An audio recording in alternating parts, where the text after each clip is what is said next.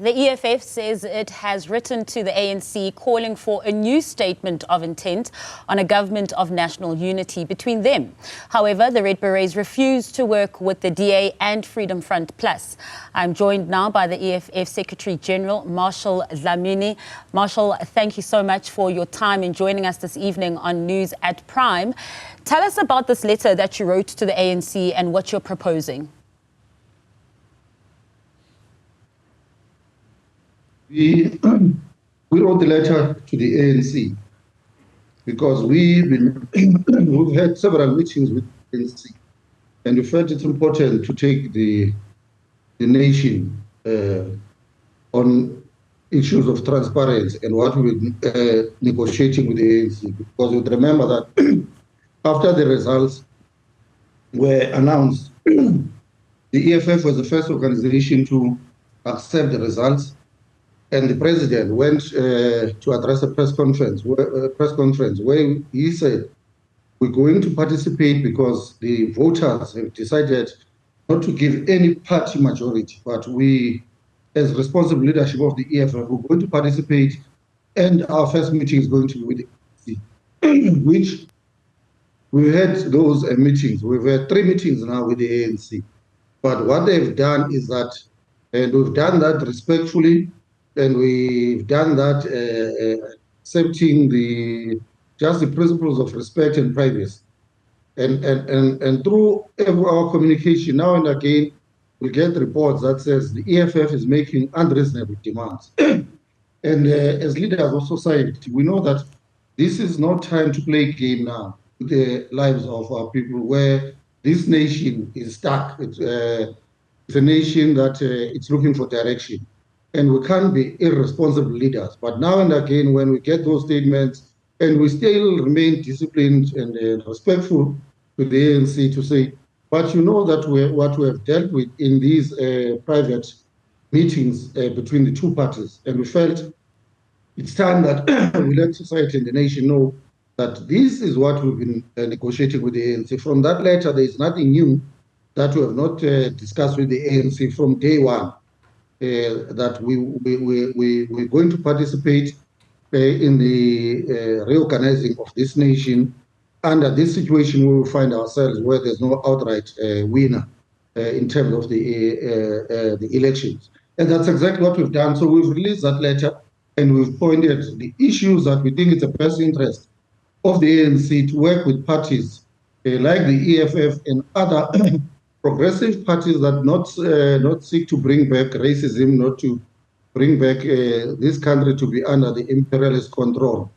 Parties that will make sure that this country, it can continue with what it envisioned in 1994, when it wanted to rebuild this society and make sure that our people that have been excluded in this country have been landless, have been jobless, have been homeless, have been excluded and exploited through colonialism and racism, for the first time they can benefit in the soil of their birth. But we wanted to contribute and make sure that that vision still continues. That's why we put that letter, but also just to take the nation in confidence to say, this is what we've been talking about, this is what we've negotiated. If these are unreasonable demands, at least society must know that this is what the EFF is doing. So it's also to put to bed whether or not the EFF would be participating in this GNU.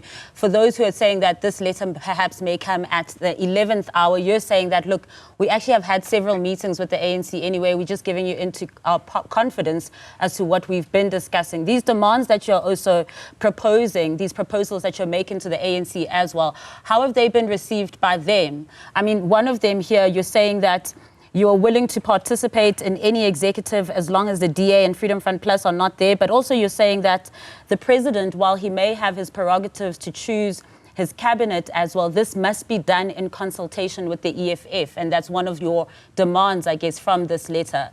Tell us about that. And how is he exercising his prerogative if he must consult with you on every decision first? No, as I'm saying that this letter, it's not those things that we put there, the proposals that we put, because those are proposals. Yeah. That we are putting there, and we are putting the position of the EFF that we cannot be part of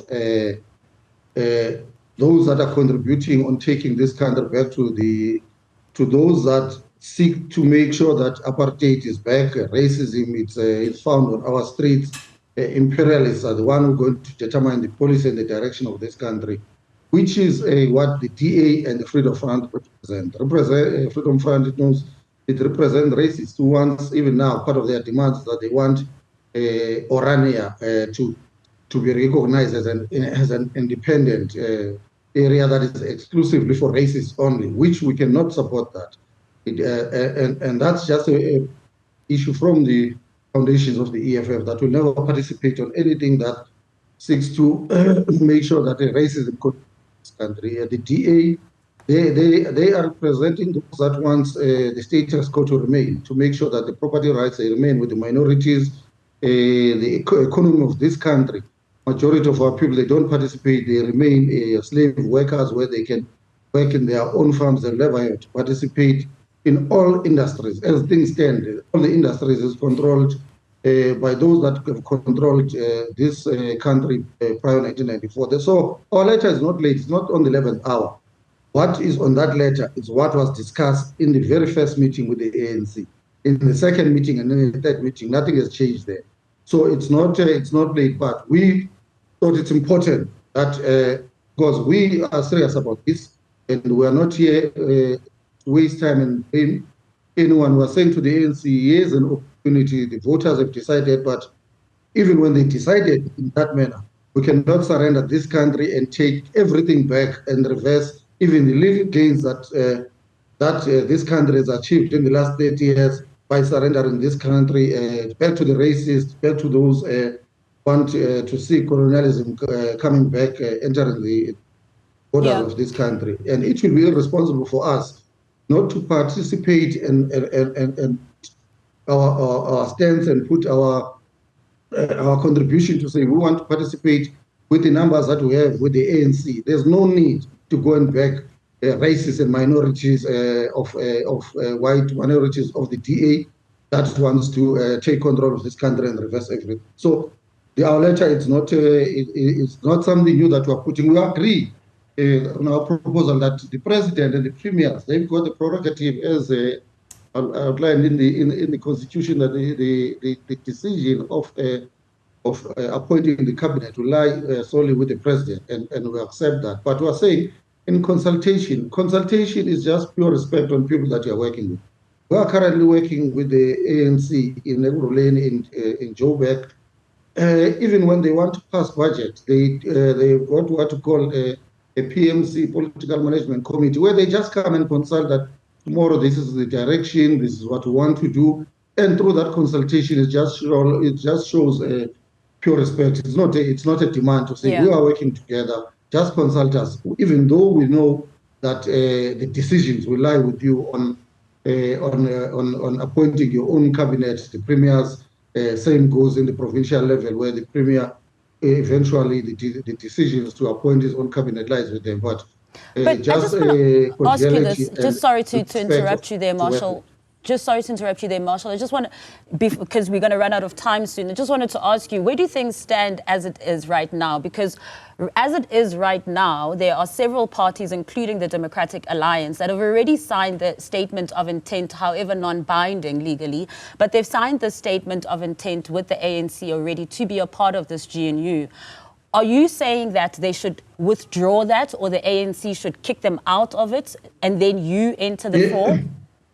Yes, that's our firm proposal. We're saying ANC must walk away from that, because they know that it's not in the best interest of the downtrodden and the forgotten and the unemployed and the landless of this country. It's not in the interest of black people. Let me just put it that way. Whatever agreement they have with the DA, they know that the Democratic Alliance and the Freedom Front Plus, they've got no interest of black people. It will be worse once they've given the powers to run this state, this economy. It will be worse for black people. Things are bad now, but just imagine Freedom Front Plus having a ministry there of land. It means our people there that are living in the farms that are currently being ill-treated and exploited. The racists will celebrate, and they will do that with permission. They will kill our people to say we've been granted a permission now to practice racism and to kill anything that we hate, because racism is just hatred, it's crime. So we are saying to the ANC, they must walk away from that. We have not signed anything. That's our proposal that we put on them. And as of our last meeting yesterday, we put exactly that, and we did say to them, going to put it in writing, and we did put it in writing, and we sent it. Their Secretary General, Mr. Fikile Mbalula, and his office has acknowledged the receipt of the letter. What do you make of, for instance, the IFP, one of the GNU partners that have said that the DA and the ANC must find common ground for the sake of South Africans? Should then the ANC walk away from this agreement as well, as you are proposing to walk away from the DA, and parties like the IFP remain, where they have voted with them already for premiers, already voted with them for the president and, of course, the speaker and deputy speaker? How are you going to then navigate that space for parties who want to work with the Democratic Alliance like the IFP?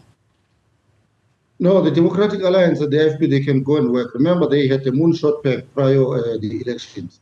So we know that from their own foundations, the Democratic Alliance have been working with the whites, and they claim to be a black party, but we know that they just not, they don't have those interests. So the moonshot pact can go back and do what it said to do, and what it planned to do of DA and the IFP and the rest of their friends. They can go and do that. We are saying to the ANC, as a former liberation movement, as a progressive organization, as an organization that now and again it stands on making sure that our people, they are liberated, they can participate in they make sure that we are in a progressive society, that our people, they can participate. We are saying for them, it will be wrong to go to that direction. Here is the direction. Here are progressive parties. We've got more than enough. And fortunately, our constitution doesn't say you must bring whites in the table when you want to do it. It says those that have got majority, they can run this country alone. If they don't, you put those percentages together. Once you've got 50 plus 1, run that country alone. And there is nothing that says if the ANC, they work with us, then the ANC is not committed to non-racialism. Because remember, the ANC has been running this country with a simple majority on their own. And no one has ever blamed the ANC of not being committed to non-racialism. So nothing changes now. That the progressive parties, they must work together. The ANC must come onto our side. Let's put the interest of our people at hand. Let's forget about these threats that are coming from these markets and the owners of the economy, because we know that it's for their own selfish reasons, and to make sure that they continue profiteering in this country, in the exploitation and the exclusion of the majority black people. So we're appealing to the ANC that they must fund it themselves. They must be brave. Whatever the agreements maybe they had with them, if they come prior 1994, but it's the time now, they've lost power. They can tell them that we wanted to hold this country on your behalf so that you can continue enjoying the fruits of this country, but we have lost power now.